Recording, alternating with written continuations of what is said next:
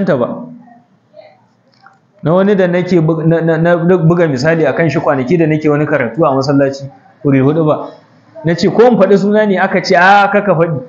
Na ce to duk misalan da ya kamata in bayar na bada kuma kun fahimta shikenan, tunda na bada direction ai shikenan. Wai yana ta aikin addini tare da mu ne, sai ya samu wani matsayi a gwamnati, wai sai ya daina zuwa cikin mu, kuma aka gayyace shi aikin addinin wani sauka na makaranta na islamiyya, muka gayyace shi ya ƙi zuwa, ya turo wakili. Bayan ya turo wakili, daga nan kuma ya yi alƙawari na naira 100,000. bayan ya yi alƙawarin zai bamu naira 100,000, daga baya aka je aka tunatar da shi, ya ce shi ba ma zai bayar ba yanzu.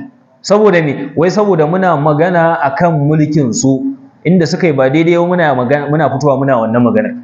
Wai masallacin mu ya koma wurin sukansu, wai sukansu muke yi. Na ce to in dai wannan gaskiya ce da muke faɗi shine zai sa kakka ba mu wannan kuɗin, ka daɗe baka bayar ba, za ka gama mulkin za ka dawo, in Allah ya so ka da rahama za ka kuma dawowa, amma a memba za ka dawo, ba wani matsayin da za mu kuma baka.